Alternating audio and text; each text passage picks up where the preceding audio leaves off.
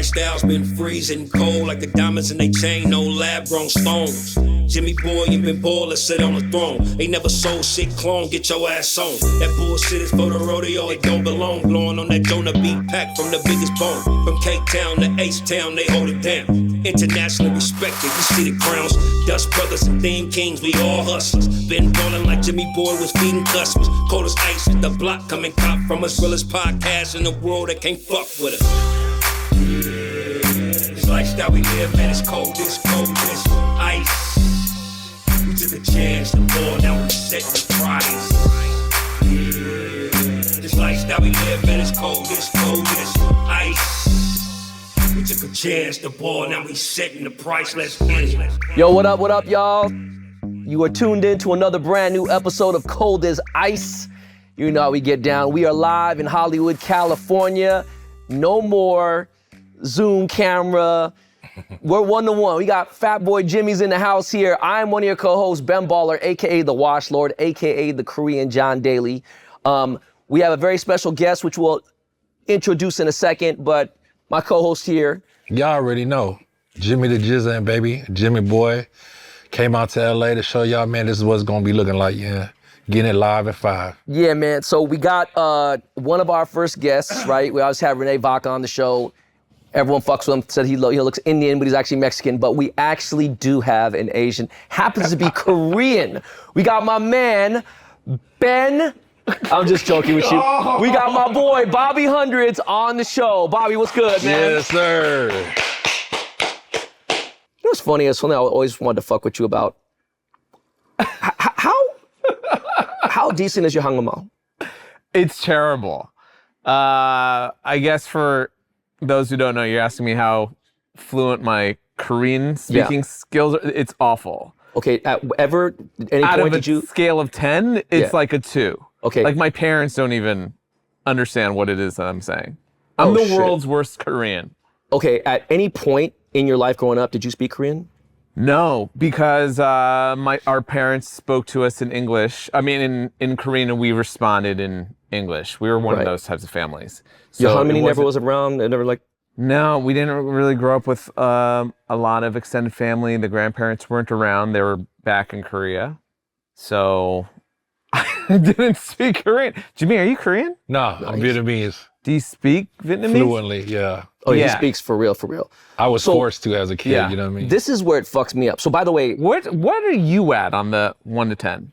Probably at a 4. 4? I was fluent up till about 4 here, but in Korea, would they say? I'd be a 3. 1.5. Enough to do, and look, I know I have enough to get what I need to get done. Okay.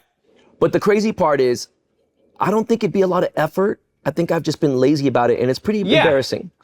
Right? I think if I was there and I was immersed in the culture for well, the thing is this, okay? 2 weeks, I think I could probably swing it around. My first speaking language as a baby, from birth to whatever, was Spanish, right? Yeah. And then English and Korean as well. Yeah. So I spoke Korean until I was probably because I went to Hangul Hakyo, right? I went to Sunday school. So my dad was a Moksanim. All right, so that's crazy, right? So that Gene and me, my brother was born in Korea, so it's different. Yeah. But like, I think right around 9, I lost to Spanish. I was fluent. Korean, I was good. I was probably at maybe a 7. Yeah. Right? Lost that probably at around 11. Yeah. And then, again, think about what I was interested in, like hip hop and shit. Like this is like some new shit. People like, oh yeah, I was fucking around with not an abacus. What the fuck is the thing? Like whatever.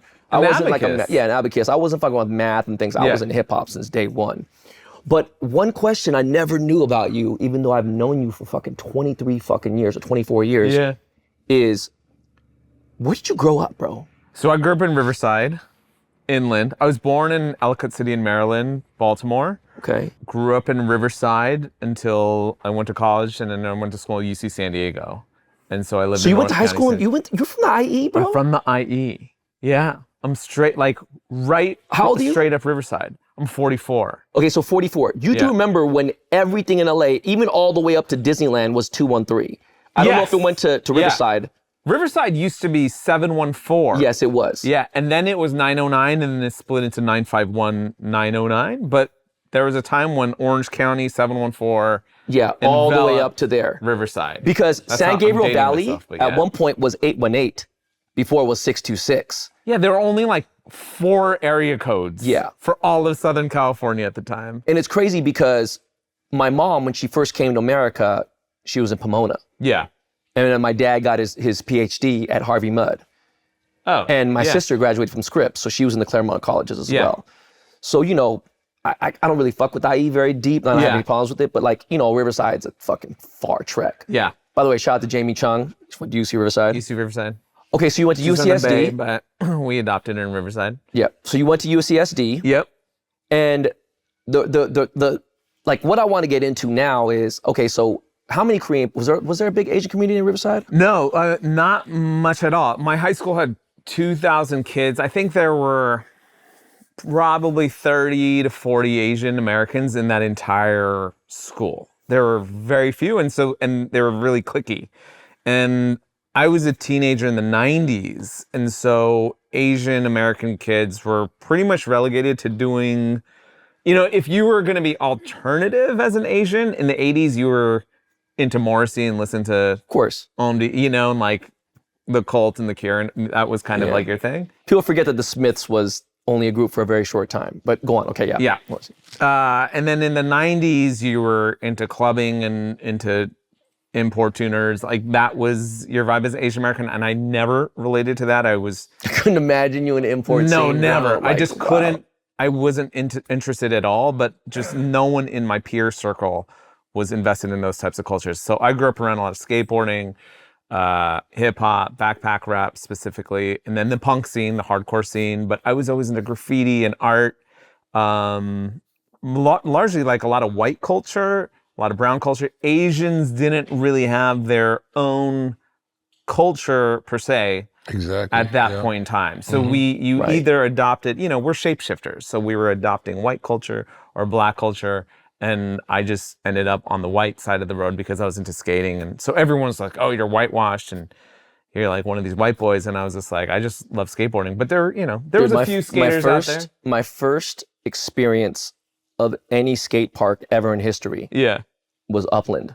And that's in IE. Yeah. And the first person I saw there tearing that bowl up, Japanese dude, Lester Kasai. Yeah. Killing it. Yeah. Later, Hasoi moved to Koreatown, so being Christian would skate through K-Town. He lived on Oxford and 6th. Yeah. You know, I ended up skating with Nadas and a bunch of other cool people back in the day, and I was fortunate to just really be in the mix of all kinds of shit. Yeah. Going on and going forward, we'll have to just skip forward a little bit. Yeah. When I met you, it was the Disney-looking logo, the hundreds. Yeah. Hip Hop is Dead. Yep. Air Max crew. Yeah. Okay. Me at the time. AMC. Yeah. Methamphian wasn't in the crew yet. It was just me, DJ AM, and Homicide. This is very important.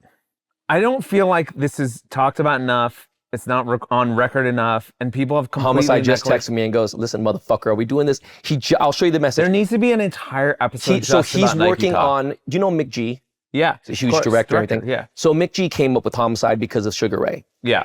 Mick G is agreed to like, let's do the documentary for AMC. Wow. Adam's mom had already signed off. Well, I think you have to explain AMC. So AMC is Air Max crew, MACKS. It was a sneaker DJ crew. It was me, DJ AM, rest in peace, DJ Homicide of Sugar Ray and formerly of the Alcoholics, and hardcore legendary DJ and myself. We were sneakerheads, we were DJs, we were doing it, we were killing it, and we created this crew. Later down the line, Methamphian, one of the biggest. This is like 2000. 2001. 2001, okay. And then around 2004, we brought Methamphian in. Yeah. And Meth was already the biggest, because Sabotage wasn't really around then. Yeah. And Methamphian was the biggest sneaker sneaker customizer. Yeah. I ended up being half owner of Methamphian. Oh, I didn't even know that. You didn't know I owned half Methamphian? No. How the fuck you think we did all these drops and stuff? I don't know. You just thought I was like his promoter or something? Yeah. No, I don't know. I just So, we did the first ever. Yeah. Yeah.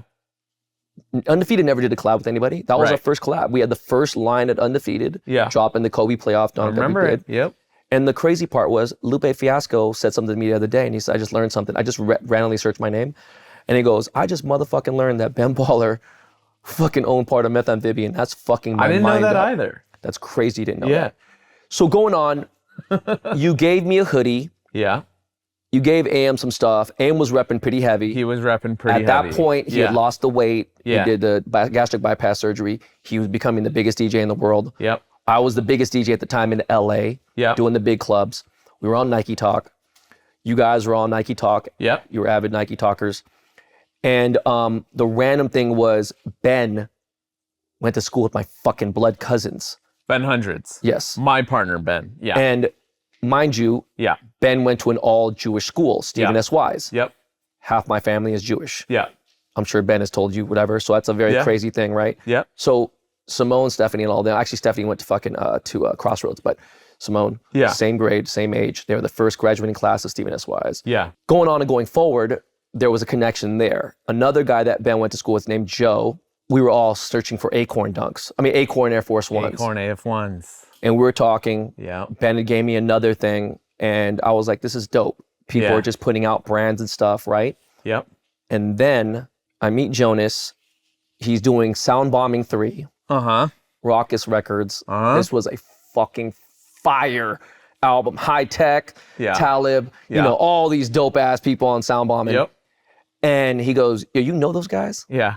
And I was like, yeah, like I'm cool with them. We've done like these Nike. He goes, wait, remember, now look, I love Jonas to death. Rest in peace. You already know I've spoke about Jonas in the K-Town series. Jonas was from Long Beach, loves OC. Enough said. It's a different world, okay? He was very fly. He was one of the most amazing designers, fucking fashion brilliant motherfucker that could run circles around people. But when it came to certain things, I wasn't trying to hear it because you're from OC, dog.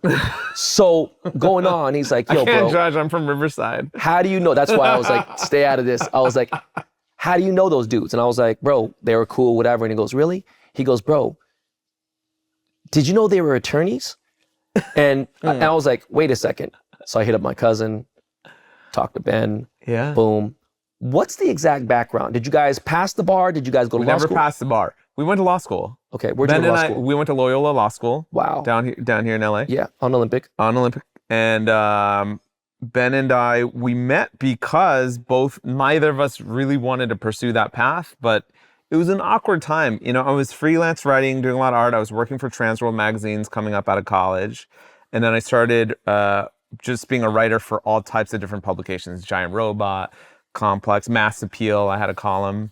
Wow. Yeah, so a lot of that street culture stuff but post 9/11, the print media dried up the way that it's done over the last few years. But there was a period of time, young people have to remember, where magazines ruled the world before the internet. What are you talking about? That was the best shit ever. That was the best. And I really, I loved it because I love to write, I love to draw, design, and I love to shoot photography. And so that was a platform or medium where I could invest all of my resources and creative outputs.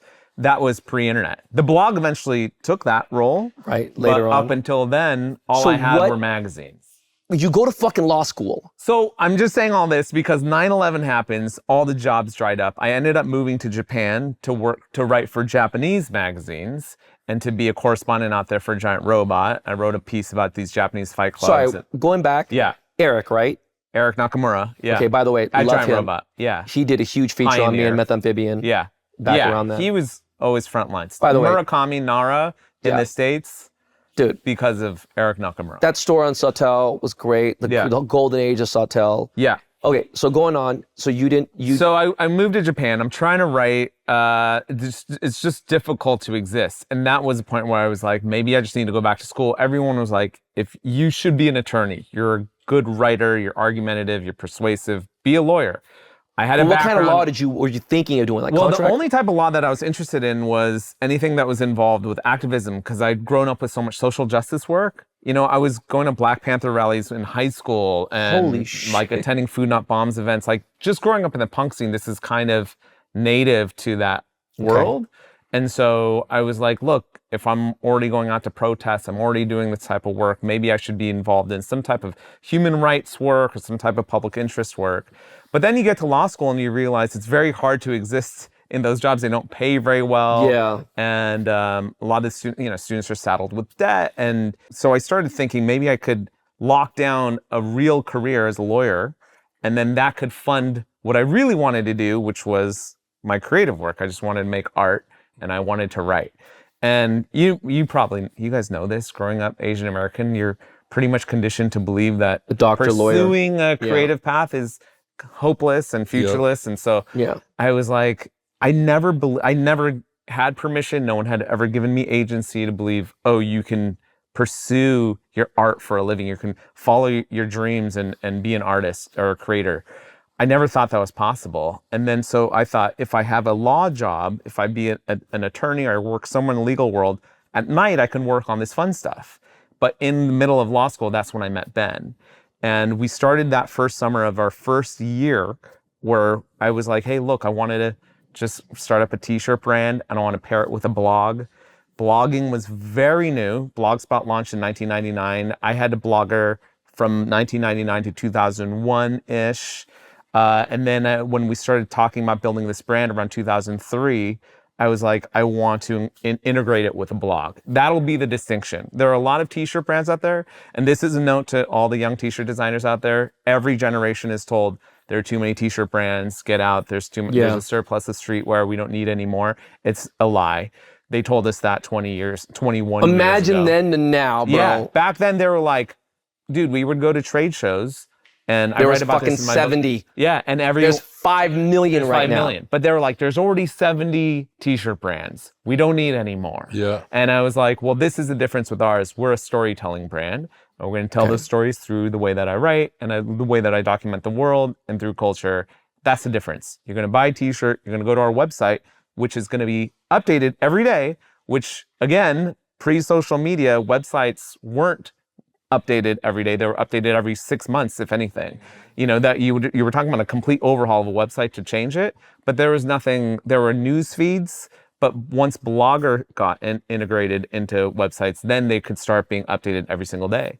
So I was updating once a day, then twice a day, and then I realized, oh wait, we have the #1 streetwear blog in a genre and an industry that was still percolating, that people weren't really taking seriously. What year was this when it started? 2003. Okay, 2003. It's 21 years ago. But it was just so novel, you know, to have What not just a streetwear brand, but a streetwear blog. Okay, before I even get into inspirations and stuff. Yeah. Do you know how far back I go back with streetwear or no? Yeah. You know, like the other day I posted a cameo Yeah. of me in a Coolio video. There's a video in 1994. Yeah. I'm finishing college, right? I'm in a Coolio video, Fantastic Voyage. Yeah. Now at the time, I was sponsored by Adidas as a DJ. Yeah. Guy named Oli Ostergaard, shout out to Oli, I love you. He was the guy that was given Run DMC. Yeah. You know, Bill Clinton even shoes, all that. He was the main guy. They were based in Santa Monica, Adidas. And you see me coming out of the trunk in the Coolio Fantastic Voyage video. What am I wearing? I'm wearing a fucking Union hat in '94, bro. The fucking Union Jumpman hat, right? The Union, New York. Yeah. Wow. So mind you, I had a part-time job working for Stussy and Union. I knew Eddie Cruz. My sister helped him, you know, start his business there. Yeah. Supreme, it came out. Yeah.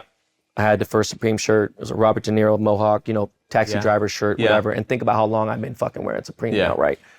So, you know, we obviously have this influence where we're all coming together as sneaker geeks. There's so many different weird people that are in Nike talk. Yeah. What was the, oh, by the way, another left turn, throw, wrench, weird. Gene, don't kill me, please. Oh boy. Because it's a long time ago and who cares? So 30 years ago, my sister ran a big magazine called Detour. Okay. They were one of the top fashion magazines. Yeah. My sister ended up becoming the editor of the magazine, okay? So 30 years ago, 1994, and even a little before that, my sister used to date Rick Klotz. No. Yeah.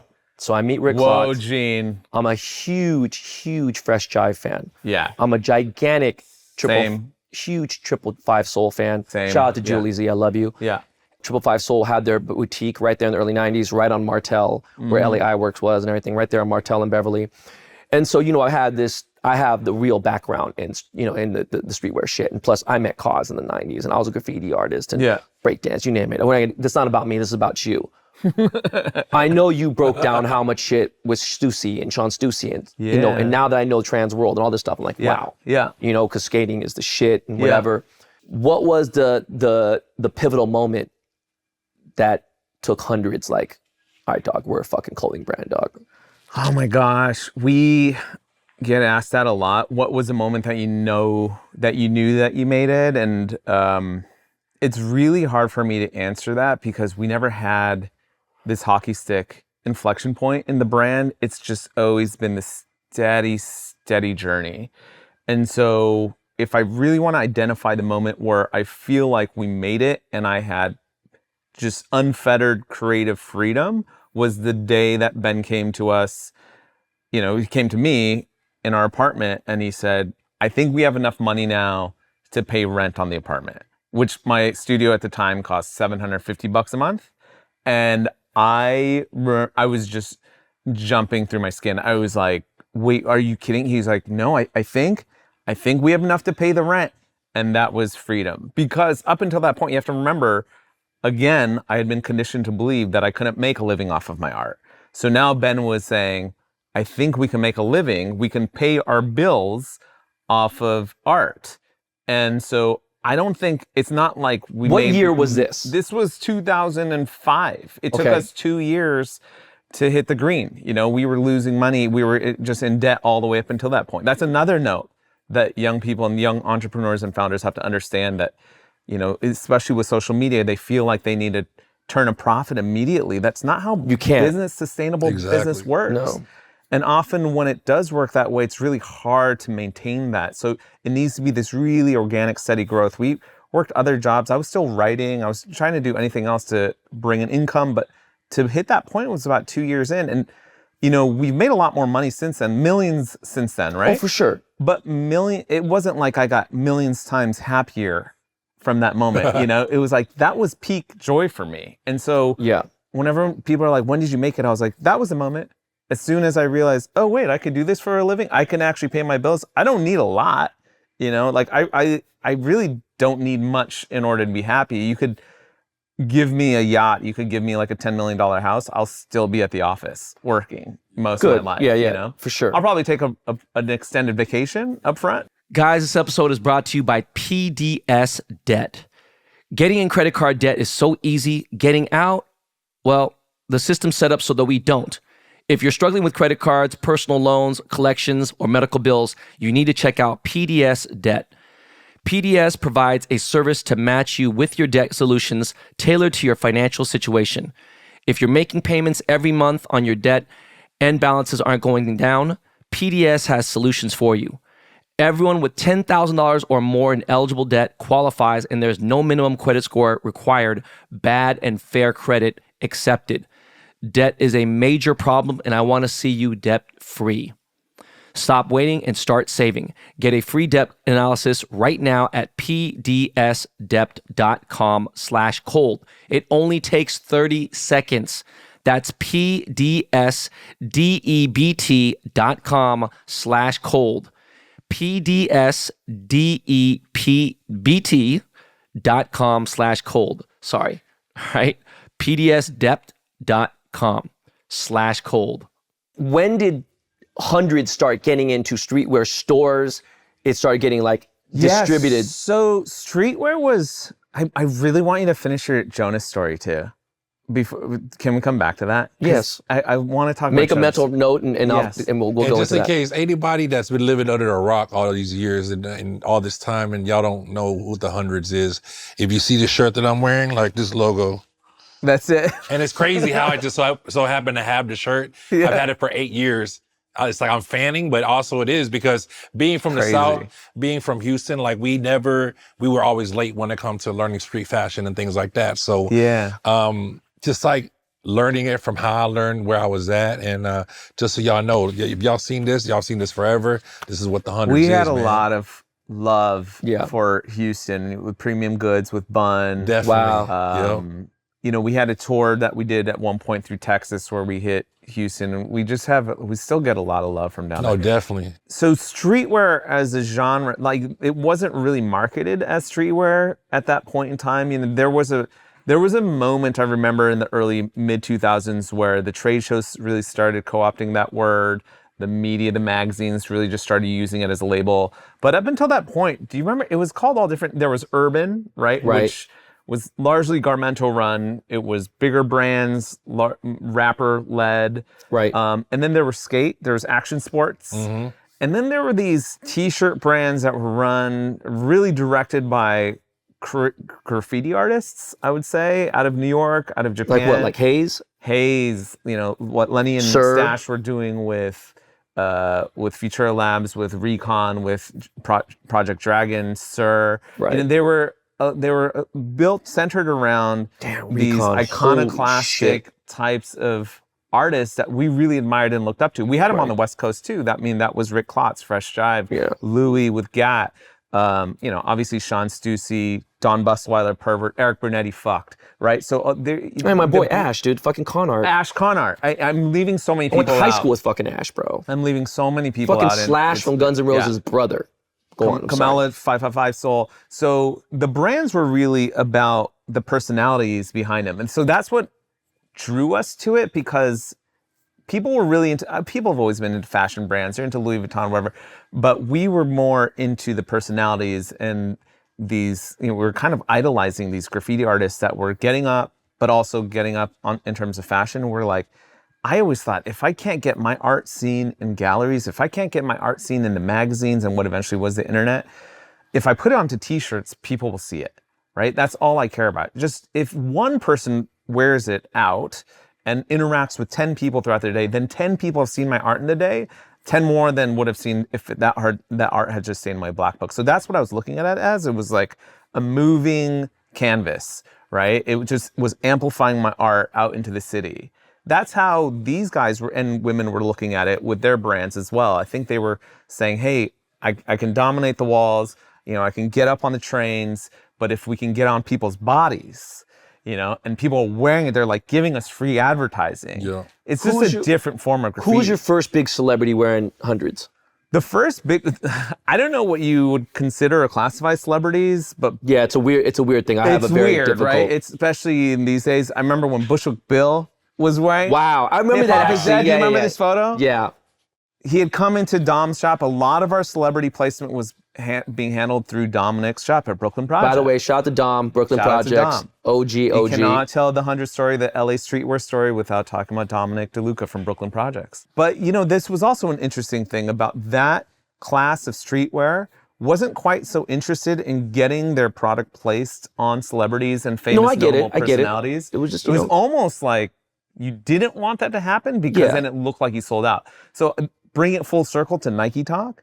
Nike Talk was pure underground in that instead of us going to Complex or whatever the magazines were at the time, whatever, paying for advertisements, paying for really heavy-handed marketing, we spent most of our street marketing efforts online in Nike Talk, right? Because it was more important for us to get our product on people like you and Adam and Dirtylicious and Swoosh Man and like the characters of Nike Retro Talk, Kid, whatever. Retro Kid, like getting the hundreds on those types of guys were much more appealing to us. I felt like they had much broader influence than getting it on a rapper or a movie star. That really wasn't going to do anything for us to move the needle. You're a genius. Fuck you. That was articulated so well.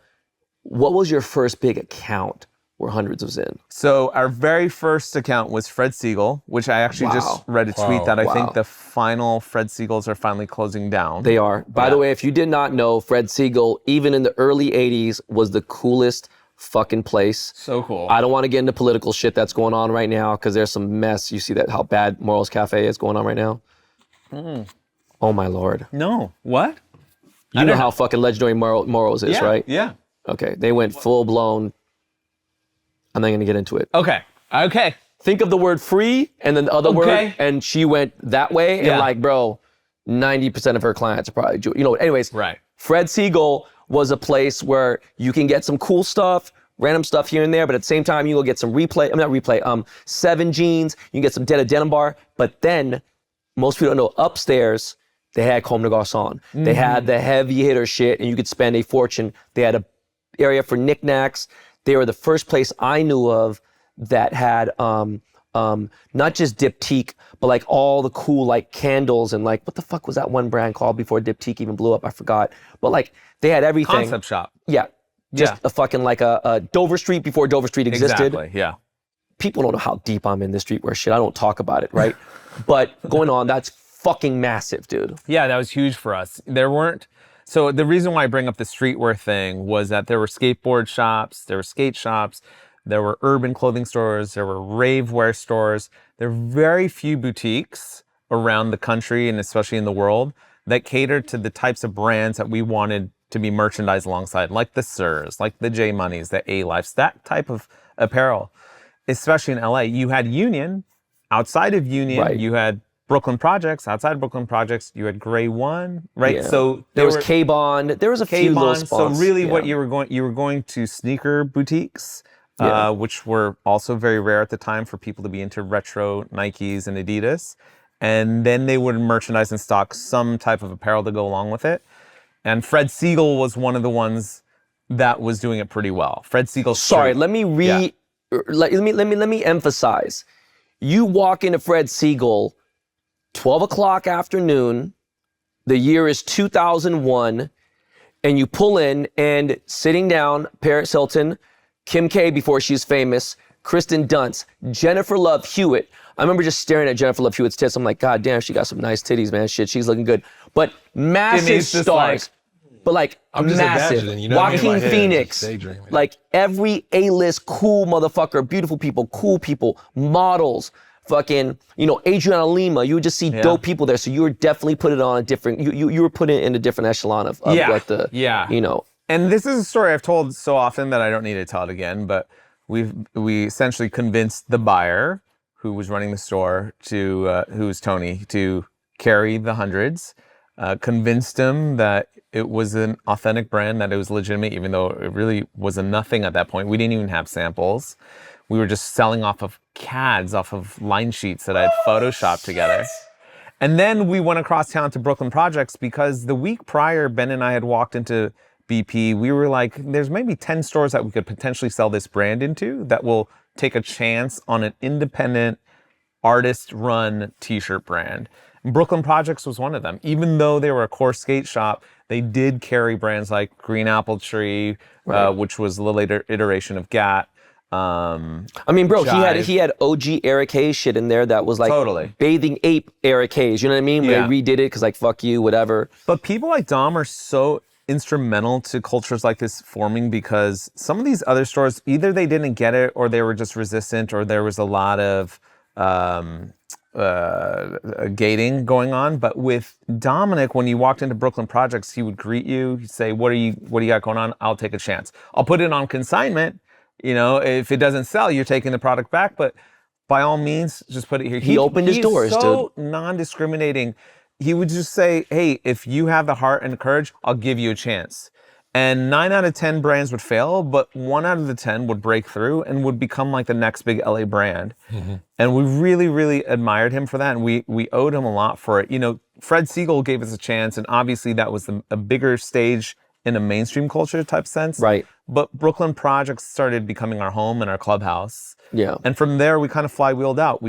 Grey One had opened in Pasadena. Arnold and Jerry and the guys, and they were... Shout out to Arnold, shout out to Jerry, shout out to JB, Social Studies, and all that crew. That whole crew. What's up, guys? This episode is sponsored by Hims. Guys, ever feel like you need a little boost in the bedroom? It's time to start worrying about your performance and get Hims, so you can feel confident knowing that you can get last mongers whenever you're in the mood. Hims is changing men's healthcare by providing access to affordable sexual health treatments, all from the comfort of your couch. The process is simple and 100% online. No uncomfortable doctor visits, no insurance is needed. Pay one low price for your treatments, online visits, ongoing shipments, and provider messaging. Hims has hundreds of thousands of trusted subscribers, so don't be shy. Start your free online visit today at hims.com/cold. That's HIMS.com/cold for your personalized treatment options. hims.com/cold. The products mentioned are chewable, compounded products which are not approved for or verified for safety or effectiveness by the FDA. Prescriptions require an online consultation with a healthcare provider who will determine if appropriate. Restrictions apply. See website for details and important safety information. Subscription required. Price varies based on product and subscription plan. By the way, let me backtrack this again. Brooklyn projects. Dom, I want to say thank you. You gave my first pair of pigeon dunks. Even though Jeff Staple, you have shown me nothing but love, and people think that we were twin brothers and everything. We thought that we were doppelgangers. Dom did do that, so shout out to that. By the way, I'm gonna rewind even more. Yeah. In 2002, I met Stevie Williams in the parking lot at Fred Siegel to sell him 2 pairs of Evisu jeans. Okay, I believe and some it. Atmos Air Force Ones because he wanted them really bad. And Stevie was the man, like he was on the cover of magazines and shit and everything. Stevie's and he was still killing the it. man. Go back. Yeah. Dom is definitely to this day gonna be riding BMX bikes, being cool, and just always been a fucking stand-up dude. He's still so, I don't know how he has the energy, but he's still so youthful, still has all the ire and the rage and the anger. I don't know how he does it, but he's still so passionate about the culture and he's so protective of it, but also, again, so inviting and like always welcoming in a new generation of kids. He's like, do you know about these guys? Are you checking out this artist? I don't know how he does it. There's only a few people that are built for a life like that. He's one of them. He's the real deal. So I would say Brooklyn Projects was the store that was our first real clubhouse, our flagship in a way. We sold to Union. We sold to all Nice, the I best. didn't know that. Yeah, I we didn't sold know to that. Union LA, Union New York, Union LA. When Chris moved here, we were selling with him too. But there were only a handful of LA stores that really got it or sympathized with the type of streetwear that we wanted to make. And we sold to all of them. And Ben, my partner, Ben Hundreds, he was handling sales for us at the time, which is kind of wild to think about. He was the one calling up all the stores. We just made a list. We had a whiteboard in my apartment of every store we wanted to get into around the world, livestock in Vancouver, and then we checked it off. And just state by state, Colette in Paris, gone into Colette, like struck it off. What was dude's name? Oh my God, it's on the tip of my tongue. He was a big store in Union, New York, and LA. He had a funny brand called 24. I think he was in Vancouver. The brand was called 24? Do you remember it was like one of the stores that actually sold Supreme there too. It was a rare thing. Rafe? I think it was Rafe or Wraith or Rafe Adelberg out of Rafe. Vancouver, I think. I yeah, don't want to he was. misspeak. He was. I forgot. That's terrible. I should know, Yeah. but I mean, Vancouver had a crazy scene. they did. Yeah, They had a cool little scene for a little It's bit. easy to, I think, fall back on LA, New York, Paris, Tokyo, but there were a lot of cities that were also very, very pivotal in terms of the streetwear culture being born as it is today. I mean, Toronto, you can call it different. Miami, right? If we're talking about like Pervert and Don Busweiler, I don't know. We can get into it, but yeah, Vancouver is a hotbed. So let's jump a few years. Yeah. Okay. Fairfax. Right. So at a certain point in time, right down the street from Brooklyn Projects. So Brooklyn Projects was on Melrose and Fairfax connected with it. We were looking for a clubhouse of our own at a certain point in time. This was by the point where we were making some money and we say, hey, we should probably have an office at this point. We're 3 to 4 years into the brand. We'd been running everything out of my studio apartment. It's literally the size, it was like the size of this. So boxes stacked up. My girlfriend, who's now my wife at the time, wouldn't refuse to come over just because to get to the kitchen, we kind of had to make dig out like a little valley to get to, into the back. And then we had public storage, and then we're like, hey, we kind of need a real office somewhere. And Ben he stumbled upon this space off of Fairfax. The building that we're in had burned down, and so they were renting out these spaces for pretty cheap. Dirt cheap. And Fairfax was, at that time, I mean, still is the old Jewish district of Los Angeles. It was very sleepy back then. There's Cantor's, which is Did you go legendary. to the grand opening of Supreme 2004? Yeah, of course, we were there because yeah. we were there. Yeah. Yeah, so our office was already set up. The only active store on that street was Reserve, Nama's bookstore, Right. which was also a hybrid Fresh Drive flagship. Yeah, But sure. it was called Reserve. But you Yeah. went in there to buy cool art books, and then Rick was selling Fresh Drive out of there. Yeah. And so we were like, oh, there's a streetwear store on the block. Turntable Lab was there, selling DJ equipment. What year did Flight Club jump in there? Do you remember? I want to say like 2005, 2006. Okay. All right. So Shout out to Flight Demaney. Club, Nike Talk, by the Demaney, way. Nike Talk. Exactly. Yes. And and Supreme LA opens. And then that just, the entire thing just blew up from there. There were so many different iterations of what Fairfax was in those early years. SLB, Sal Barbier. Shout out to Sal. He was on, by the way, a friend of our podcast, Part 3. Sal, who's lived many lives, Oh he my had God. a brand at that moment called SLB. He called it the man brand. He was always too far ahead of his time. Oh my God. He was 10 years ahead with light that brand. years. Light years. Everyone at that time, we were starting to make all over print, colorful hoodies look like rainbow Skittle bags. And he was like, no, it's all about Red Wing boots and selvage denim and raw denim. Yeah. And then 7 years later, everyone caught up to that, but he was already gone. Okay, so hold on. Yeah. What year did the Rosewood store open up? I know the office, I'm just saying. What year was that? For whatever reason, I always get it wrong, but it was 2006, if not 2007.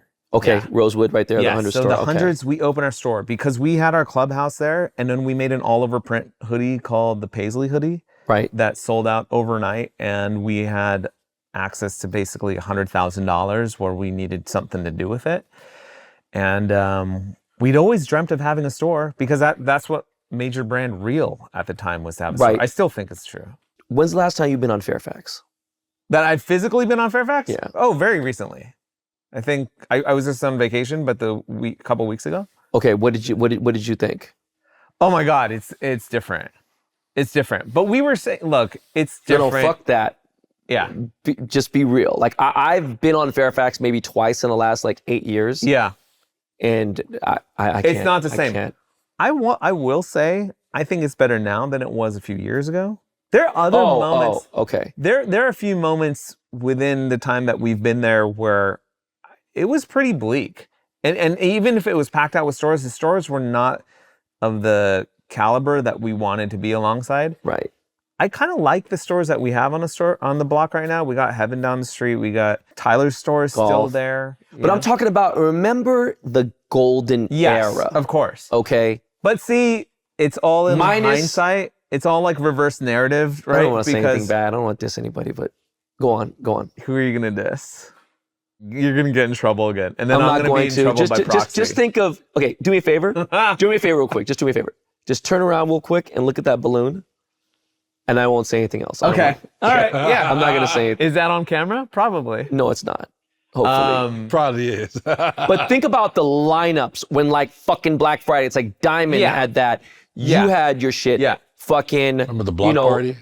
Oh my God, the block party was fucking insane. The Crooks. block parties. Right. And Push, and I was out there on stage with Push, and we were. a lot of Yeah, fun. That was I was right insane. there too. And Tyler was mad about it, and I felt Yeah. bad. It was fucking stupid and whatever, and but it was flourishing. There was no John Vinny's. Yeah. There was fucking Jesus Christ, the pizza spot. Damiano's. Damiano. By the way, I've yeah. been going to Damiano since I was a kid, right? I went Yeah. to Fairfax High, so it's like all that shit 88 there. sushi. That was the only place to really eat on By the the way, block though, outside of Damiano's. I love Golden State to this day. That was something special about Golden State. Still one of my favorite burgers in yeah, LA. still to this Yeah. day. Yeah. Shout out Jim. No, yeah, look, there was a real golden age of that block. There were a lot of things that were happening. There wasn't as much money. There wasn't as much infrastructure. There weren't as many girls. That's what, there was like a certain way that we are narrating this period of time where we're like, it was so great. But I also remember standing out there going, wow, it's just dudes everywhere. Where are the girls? Now you have women walking around the street. No, for now you sure. have diversity. I mean, it was a really amazing time, and I would love to go back there, but it was really difficult too. At that point, we were all kind of starting up, trying to figuring it out. There wasn't much of a path. We were kind of emulating, if not modeling after what Supreme and Stussy had done and Yeah. Vape. There were only a few North Poles that we could kind of compass our ship around. At the same time, like all that uncertainty, insecurity is what made it beautiful. It's kind of like, would you go back to your 20s, I was in my 20s and 30s when that was all going down. Yeah, I mean, in The blog hindsight, it was sounds crushing it. romantic, but really, I don't want to go back there. Hey, bro, Like, I'm much Diamond more had a better fucking now. store that was $1,400 a month in rent. You know what I mean? It was Yeah. a tiny little store next to Flight Club, and I forgot what was the Asian dude at Flight Club's name? Ricky? Yeah, Ricky. Yeah, Ricky, of he had course, his little yeah. vintage store, and Yeah. there was that. There was nothing. It was before the big store. Yeah. Obviously, the big store became big. I mean, it was a playground. It was fun, dude. It was real active, and we had a blast. It was super creative with very little forethought of business and sustaining. It was just, let's just make shit. What year did you think Fairfax died? Fairfax, that generation of Fairfax, for me, to be honest, I think it was around COVID.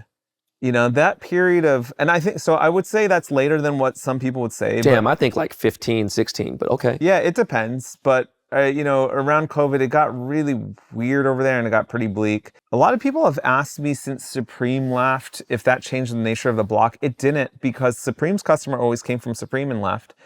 They rarely participated in all the other brands on the street. Supreme has always kind of been its own island. So our business actually didn't change. It's not like we make a killing at that store, but it didn't change. It didn't waver once Supreme left. So our culture has just kind of always existed. We've had different generations of young people come in and out of the store, hanging out at the shop. The products look different over time, but the hundreds, if you go there today, it still feel like I just encourage anyone, if you haven't been on the block in a while, just go sit in the store, in our store. And it still feels like old Rosewood and old Fairfax to me. I'm gonna check it just out. with the new generation. There's just like a new generation of young people who've moved in. Okay. They sit around, they play chess, they talk about building brands, they shoot each other, they post each other on the social media. It's the same exact thing, just different names. So it exists. Okay, so all the stores aren't there, but it exists. 11 years ago, I sit down with you, have a meeting with you and Ben. It was 11 years ago? Yeah.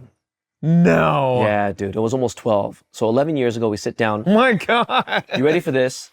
You're bringing up was- the deep cuts. It was 100,000 square foot warehouse. We're still in it. How the fuck did that happen? We're still in it. Because I was trying to figure out, we're eating at that little Italian restaurant in Vernon, whatever, and I'm sitting there thinking, did you guys get funding? Like, how the No. So we've never had any backers. There's no investors in the business. Never.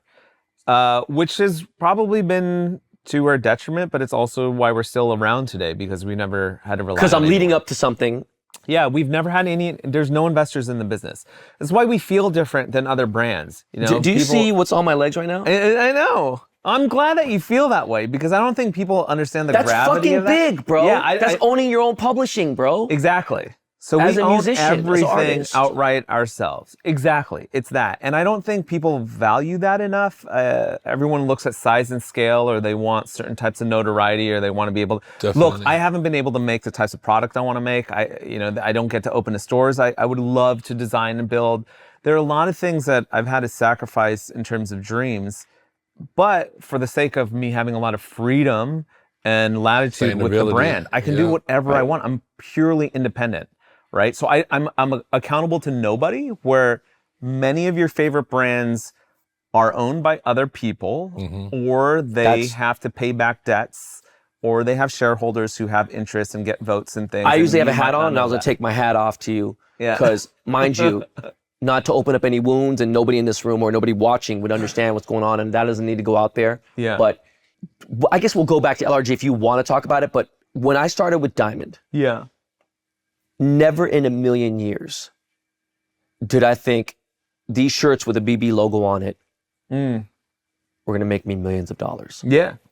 Do you hear what I said? Millions. Like, these checks from PacSun and Yeah. Zoomies, like, it was nuts. Like, we were doing meetups in fucking Sacramento, and all these other people. I do a fucking Grizzly, collab and whatever, and I'm like, holy fuck. Yeah. Like, this is getting crazy, right? And I think about that time, and then I think about a time, and again, Nick, I love you to death, and I owe you forever, but there was a point in time where Nick could have sold for a large number. Yeah.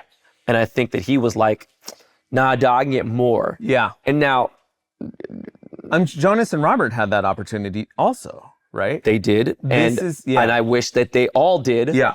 And in hindsight now, whatever. And I think at that point, let's say, for instance, you're like talking about business. Yeah. He's talking about owning everything. He's still in it. He's still doing his thing, and he's still grinding, and you have no remorse, no regrets or anything. No, I mean, I would like to have more money, but Okay. I also So love going having on, my brand. you get a brand now. Yeah. You're thinking, hey, in 3 years, 5 years, I'm gonna sell to LVMH. I'm gonna sell to this. Yeah. I'm gonna sell to whoever the fuck I want to make this under, and then be out and whatever. And that's what these people. That's their brand. They don't think about sitting there, say, fuck this. This is mine, and this is gonna be mine. This is my legacy. Yeah.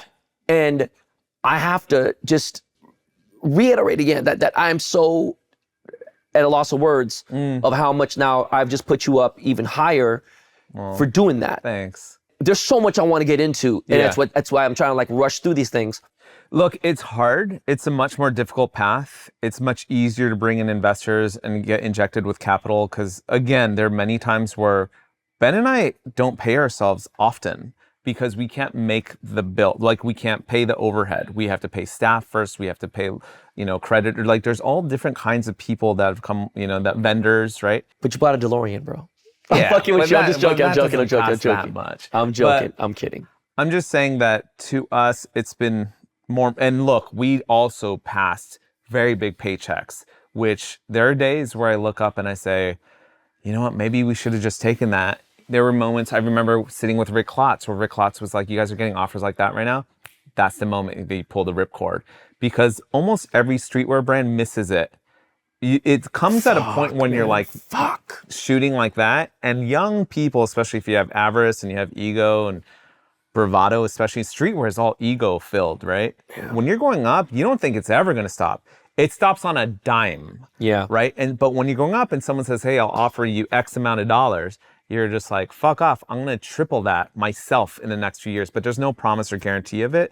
So a lot of streetwear designers miss that part. And then they have regret later. I definitely have missed some of those marks, and it would have been nice. But it's also really nice to still own 100% of the brand. It's beyond. Because you're still breathing, living, eating. And we leverage the brand to make money in all types of other endeavors. It's our calling card and it's our identity. It's what gets us in the door. People think like, oh, this is the only thing. Like, we have so many other endeavors that have opened up to us because we still own the hundreds. And it still keeps me engaged and connected and appreciative of youth culture. If I didn't have the hundreds, I probably wouldn't be able to sit with you today, right? It still is what keeps me in the conversation. Yep. So there are a lot of these variables that come with owning brands and sticking with it. Outside of money, like, money is so important. I get it. Money means freedom. Money can buy happiness in specific ways, but there are other things that come with also just owning your brand and building a legacy and having it yours forever. Okay, I want to continue on what you're saying, but I just want to ask you this because it's just, I know you remember this. Okay. Okay. You're not a flashy guy. No. I've never seen you. This is a shower curtain beaded thing. You've never been a Rolex or anything else, whatever. Okay. Do you remember, by the way, I think I posted on Nike Talk. The day I got my Ferrari was 2004 when I sold my sneaker collection on eBay, right? I bought a Ferrari, boom, I bought cars, but whatever. But during the streetwear, like boom, Zoomies, PacSun, Crookshank thing, okay, did it ever make you a certain type of way when Dennis is in a Ferrari Rolls, Rob is in a Ferrari, I'm in a Ferrari, Nick is in a Ferrari, I'm in a Rolls Royce, we're driving up and down Fairfax. Did that ever make you feel weird at all? Me, not at all. I'm not a car person. I'm just not built that way. But you know what we're talking about. So we would just everyday park outside, whatever. I was just blown away. I was like, I could never drive one of these cars. I would feel like a fraud or an imposter driving one of them. I don't care for it enough. But my version of that was buying a DeLorean. Okay. DeLorean fans aren't exactly the same as being auto fans, or just kind of more like culture nerds. That was just a small little thing I want to talk about. Let's push that aside. But hey, that period of time was bonkers. Yeah. Like, you remember we were pulling up. Oh yeah. I took photos of Rob's cars, Dennis's cars. I was taking photos, getting the fisheyes. People were always pulling up on I was like, what is going on? And people were like, I was still driving a RAV4 at that moment, I think. People were pulling up like, hey dude, Ben got another Ferrari, Ben got another Lamborghini, Ben got another Rolls, and I would like pull up, park in front. Okay, so fuck all that. The reason why we're talking about this is because Supreme sold for $1 billion, right? Yeah. 50%, whatever. Yeah. I've known James for 30 years. I've known Eddie for forever. And Eddie obviously got a cut, and their stores are everywhere, right? When you're talking about you miss your mark, you miss certain things, never in a million years did I ever think, because I saw it from the beginning, I never thought Supreme would not necessarily lose its luster, but fuck it, a decline. Mm-hmm. So they sold to a big company. Yeah. Now they're pumping out box logos way more. It's not as rare, you know what I mean? The lineups aren't happening anymore. Yeah. And then now Supreme just resold. Yeah. For loss. Yeah. Right? Right, sure. What do you think about Supreme right now? I don't know the internal mechanics of all that stuff. And fuck the internal mechanics. From your outside looking in, being a business owner, being a fan. I know this sounds like I'm just being political and kind, but I think Supreme's as cool as ever. Because every generation has said this repeatedly, and somehow Supreme still thrives and survives. They have. I just think it is. Don't you think right now is the trickiest time out of all of them? Absolutely. It's probably in the most fraught position brand-wise that I've ever seen. You can say the same thing for Nike. You say the same thing for Facebook Meta. You say the same thing for Apple. It's across the economy outside of healthcare, Ozempic, Wegovy, right? Like there are specific silos of industry that are thriving. Everybody else, we just talked about golf. Certain aspects of golf that I thought were still, no, they're kind of plateauing. So everything, if you look at it, So you think they'll be okay and they'll bounce back and it'll be okay? It's like I'm into crypto and Web3 and NFT stuff, right? And everyone's like, oh, it's so down. And I'm like, yeah, but have you seen sports cars? But yeah, but have you seen vintage cars? Have you seen Rolex watches? It's every industry is looking at their own shit saying, I've never seen Supreme down so bad. I'm like, have you ever seen the world so bad? Like, true. Everything is bad. Very true. Everything is awkward. Now, you remember, through a shift. Yeah. I talked about this a couple times on my show. I talked about the 2009 to 2010 recession was the worst I ever been through. Our parents have ever been through. Yeah. It was bad. I think we're even worse now. I just happen to be in a better, I've positioned myself in a better place because I've always put nest eggs around. But going on with today's culture of streetwear and what I want to get into with streetwear, you got brands I've never heard of. I'm not paying attention as much anymore, right? Yeah. But like there's a brand that's blown up now that Corey, by the way, shout out to Corey. If you guys don't know, Corey has a brand called Circulate. Yeah, young Corey. Young Corey, I gave him his first job at Diamond. He was doing like dancing for this guy, Anthony Presents in San Francisco, doing promoting, lived in Sacramento. I am so proud of this dude. I gave him his first car. He was fucking driving around. This kid is a fucking great kid. He's killing it. I was so happy for him. I see these brands are coming out. There's this brand called Hellstar that's like blowing the fuck up. Shawnee and Juice, I don't know these dudes or anything. I think they You don't know them? You should have them on the show. They know me. Yeah. I don't know them. They're great kids. They're out Maybachs and all the shit, you know, wearing everything, whatever. And I laugh when people say Chrome Hearts and shit. Like, dude, we were wearing Chrome Hearts in the 90s, early 90s, okay? I remember the fucking, you know, the family. So going on, what do you think about you said something that fucking pierced through everything. What? And it was an interview, I guess I saw something on a meme thing. And it said like, look, people are saying, oh man, you know, don't start a t-shirt brand, don't this, whatever, the climate of this, whatever, it's bullshit. And please elaborate on what you said. Climate of today's streetwear market and... I don't remember exactly what I said. Doesn't have to be, just give me the gist of it exactly. You're encouraging people to still create a brand. I'm encouraging them because I'm encouraged. You know, when we were starting off, one of the most depressing aspects of getting into streetwear when we were getting in was there was an older guard that still actually exists and hovers over us all 100%. The time that was resistant to us, that was you know, kind of really trying to keep a lot of people from participating, right, for their own, because they wanted streetwear to be defined a certain way, or they wanted more of the market or the share, or they just were confused or threatened. A lot of times it's just out of being threatened, because as soon as you're confused by what the next generation is doing, what you're saying to yourself is, they're squeezing me out of a job and a livelihood, and really you're edging me out of meaningfulness and relevance to a culture. Nobody wants to feel like they're irrelevant.